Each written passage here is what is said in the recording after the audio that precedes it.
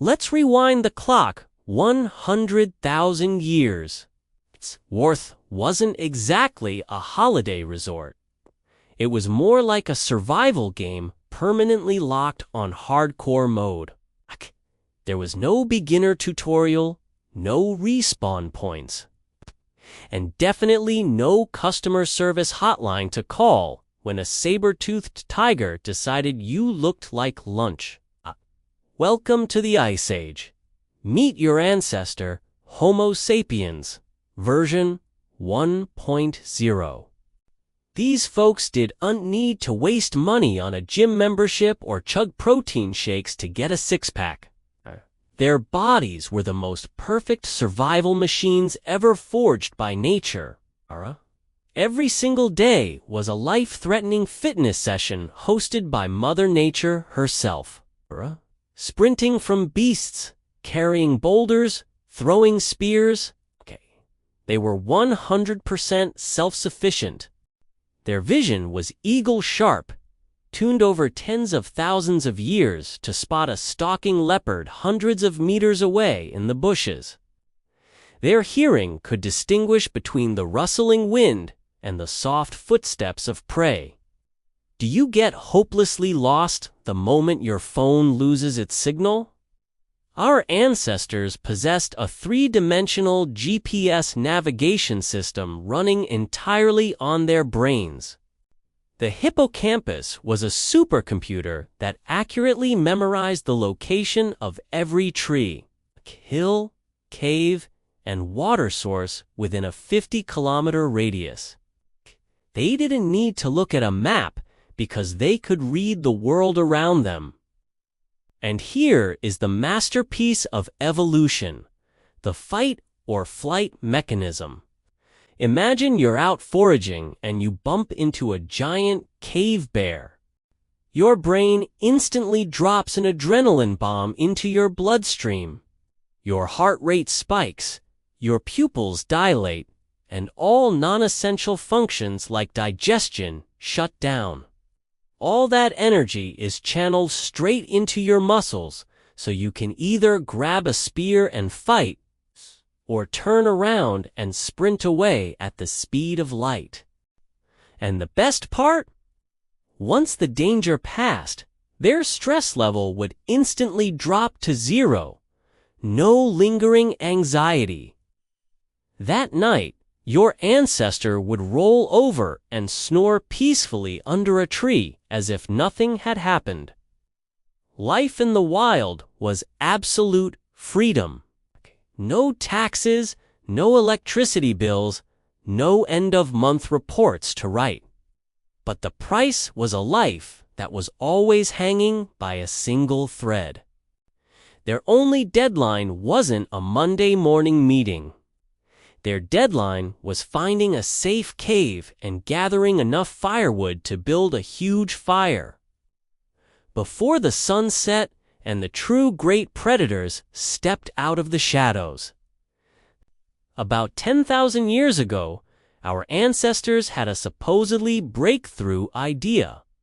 Instead of carrying spears and running dozens of kilometers chasing mammoths until their legs fell off, why don't we stay in one place, plant some grass seeds, and watch them grow? Welcome to the agricultural revolution. History records that humans domesticated wheat. But if you look closely, the exact opposite is true. Wheat domesticated humans. From an unknown wild grass, wheat tricked humanity into clearing forests, breaking their backs, carrying water, catching bugs, and pulling weeds for it every day. The once apex predator had become the obedient slave of a plant. This agricultural contract required a terrible physical trade-off. Our spines, perfectly designed for running straight and throwing spears, were now bent 90 degrees all day in the fields. The result? Slip discs and chronic back pain were officially born. The diet plummeted miserably. Hunter-gatherers ate a rich buffet menu with dozens of meats, nuts, and berries. And the farmer, morning, wheat porridge. Lunch, wheat bread. Dinner, wheat again. A nutrient-poor, starch-flooded diet caused average human height to shrink. Even scarier, the sugar in grains made their teeth start to decay and rot. Welcome to the era of toothless smiles. That's not all. Settling down meant you started living in the same house as cows, pigs, and chickens, an extremely smelly mini zoo. And guess what loves this crowded, dirty environment? That's right, viruses. Deadly pandemics like measles, smallpox, and flu jumped from animals to humans for the very first time. We locked ourselves inside a giant disease incubator. Average lifespan dropped sharply, and child mortality skyrocketed. And the worst part, the great survival instinct of the past was disabled. Before, if food ran out, you just picked up your spear and walked to find a new valley. Now, your house and your fields are nailed in place. The life of an entire village no longer depended on your dodging or spear-throwing skills. It depended entirely on whether a cloud decided to rain. You traded freedom for weather anxiety. In short, the agricultural revolution was a massive scam for individual health. We got weaker, shorter, sicker, and worked far more exhaustingly. It was an ultimate trick of DNA to increase the population. Surplus food allowed women to have more babies. From a few dozen people in a tribe, we turned into villages, then cities of tens of thousands. Humanity sacrificed the strength of the individual in exchange for the power of the crowd. And that was the first step backward. Breaking our wild instincts to mold us into cogs for the giant empire machines in the next chapter. Thanks to agriculture, the population exploded. Humans no longer lived in tribes of a few dozen. Welcome to the era of empires, from Egypt, Rome to the Middle Ages, where the concept of individual survival was officially thrown into the trash can. At this point, a new scam emerged called specialization. Your hunter-gatherer ancestor was an all-around expert, making weapons, sewing animal skin clothes, and finding medicine. And you, in the Empire Society, you do exactly one thing. If you are a blacksmith, you hit iron from dawn to dusk. If you are a tailor, you only poke needles your whole life. We became cogs totally clueless about everything else. If you throw a medieval blacksmith into the forest, he'd starve just as fast as a modern office worker. Self-defense instincts were also outsourced. Humans built towering city walls to keep out beasts and foreigners. We hid deep inside, trusting our lives to the king's army. What was the exchange for that protection? Taxes? The scariest predator was no longer the saber-toothed tiger stalking in the bushes. The apex predator was the tax collector knocking on your door every month. You traded wild freedom for a gold-painted handcuff of feudalism. And here is the most horrific part of living in clusters. Ancient and medieval cities were ticking biological bombs. No sewage system, garbage, and, human waste were thrown straight out the windows onto the streets. Wild humans never caught horrific pandemics because they lived scattered and moved constantly. And city people, they turned themselves into an all-inclusive buffet for bacteria. The consequence was the Black Death bubonic plague in the 14th century. While our ancestors proudly defeated giant bears with stone spears, heavily armored knights and medieval kings were killed by a flea. That's right. A flea carrying Yersinia pestis bacteria, parasizing on filthy rats, wiped out 1/3 to half of Europe's population. Strong survival instincts became useless when your enemy was invisible and airborne. The entire empire system collapsed just because of a bunch of bugs. At the end of the Middle Ages, humanity was officially fully domesticated by the very society it created. We were like a flock of sheep in a pen, safe from the wolves outside, but entirely dependent on the shepherd. Physicality decreased, senses dulled, and absolutely no one could survive alone in the wild anymore. But wait, this was just the beginning. Because in the upcoming Chapter 4, humanity will completely sever its ties with nature when handing over its last bit of muscle to a pile of black smoking scrap metal. Welcome to the 18th and 19th centuries, the Industrial Revolution. After thousands of years of breaking their backs, pulling weeds in the fields, humans decided to throw away their hoes and flocked into giant black smoke-spewing brick boxes called factories. If the agricultural revolution deformed our spines, the Industrial Revolution officially declared human muscles are garbage. Why use biological strength when a steam engine can do the work of 1,000 men combined without ever asking for a raise? From hunters who threw precise spears to take down beasts, we turned into workers who only know how to repeat one stupid motion: pulling a lever. Pull and pull. Congratulations! Humanity officially became a biological spare part of an iron machine. The next great survival instinct to be murdered was the natural circadian rhythm. For tens of thousands of years, our brains were programmed to wake with the dawn and feel sleepy at sunset. The rhythm of the universe flowed in our blood. But machines don't need sleep. And capitalist bosses don't want machines to stop running. So the mechanical clock and factory whistle replaced the sun to become your new boss. We completely severed our connection with natural rhythms.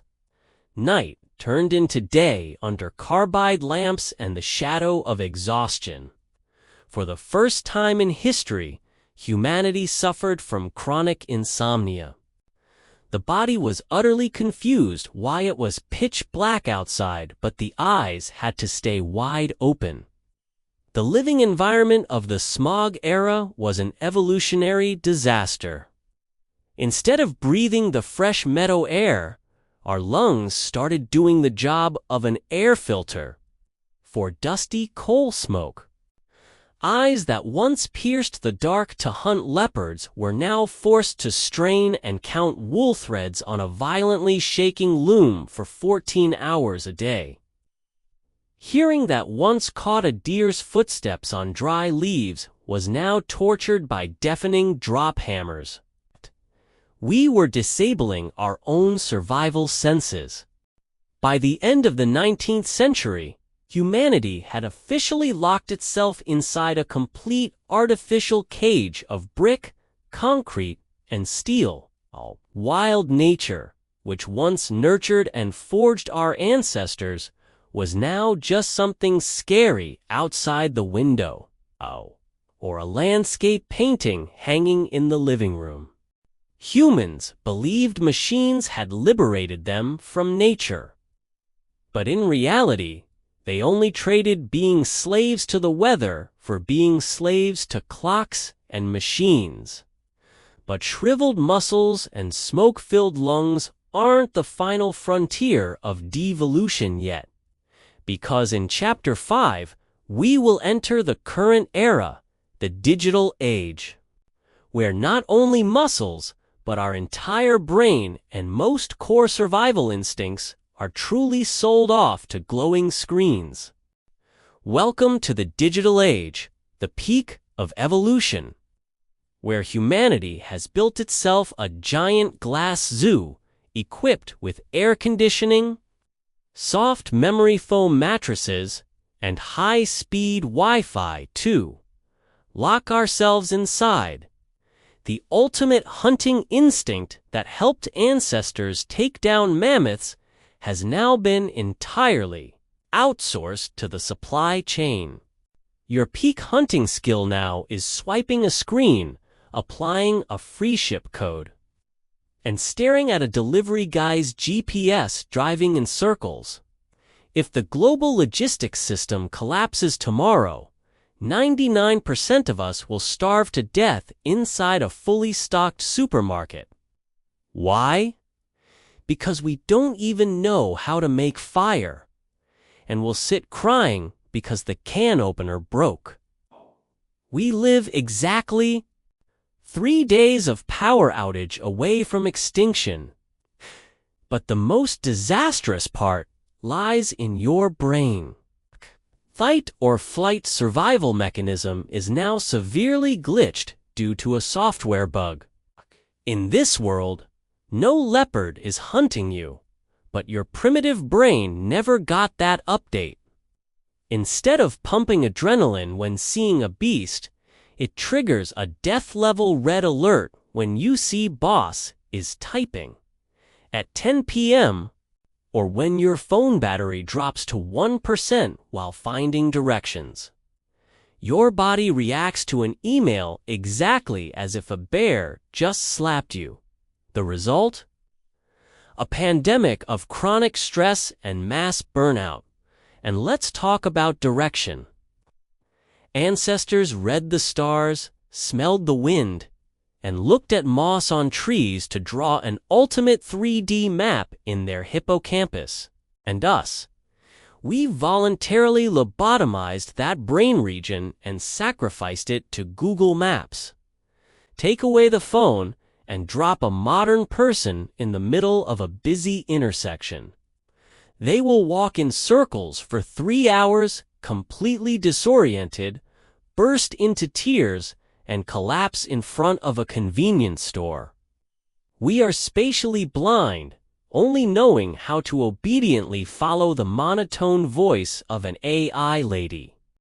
We pride ourselves on being the smartest species, creating an absolutely safe world. Everything is served on a silver platter. You are never cold, starving, or bitten by wild beasts. But exactly because of that, civilization has molded us into the weakest, most sensitive, and fragile generation in the entire history of evolution. A creature that rules the planet, yet can be defeated and thrown into a full-blown panic attack by one simple action: unplugging their internet router. We've traveled through the 100,000-year journey of humanity's self-nerfing. To be fair, civilization is a wonderful gift. I'd rather be depressed over a boss's deadline than die of dysentery at age 25 in the deep forest. But the harsh truth is, we've turned Earth into a giant zoo, and we are the obedient pets locked inside an air-conditioned glass cage. A species that rules the planet yet goes into a full panic attack when they can't scroll TikTok. When everything is provided, survival instincts automatically go into a deep hibernation. But the good news is, the wild DNA strand of the apex predator hasn't evaporated. It's still right in your blood. It's just sleeping soundly under your belly fat. It longs to be awakened. You do not need to abandon your house to go live in the forest chewing leaves like an ape. The solution here is create artificial hardships to sharpen your own biological system again. Start with the stomach. Try intermittent fasting. In a world flooded with bubble tea and junk food, letting your stomach growl for 16 hours is how you remind your brain what failing a hunt feels like. It triggers cellular cleanup autophagy and makes your mind razor sharp. Next, turn off the AC and try taking a cold shower in the morning. Don't let your thermoregulation system rust away. Let your body shiver and heat itself up. That short-term discomfort is the antidote to weakness. On the weekend, throw away Google Maps. Try getting lost in a new neighborhood or the suburbs and find your way back by observing. Let your brain's hippocampus navigation center lift some weights before it shrinks completely. Lift heavy weights. Sprint at full speed. Trick your wild brain into thinking, am running away from a cave bear instead of running away from a client's deadline. Use the fight or flight system for actual physical activities so it stops false alarming when you're just typing on a keyboard. The more comfortable the world gets, the more you must actively make yourself tough. Civilization might be a soft velvet cushion, but don't let it turn you into a harmless creature. Because if tomorrow, this glass zoo called the global supply chain and power grid unfortunately shatters, you will want to be a true survival beast stepping out of the rubble. Not a shivering chihuahua foaming at the mouth because the internet went down. Thank you for watching. If you feel your wild brain has just been awakened, do I hesitate to smash the like button and subscribe so you do unmiss the next history and biology masterpieces. Goodbye and see you out in the wild.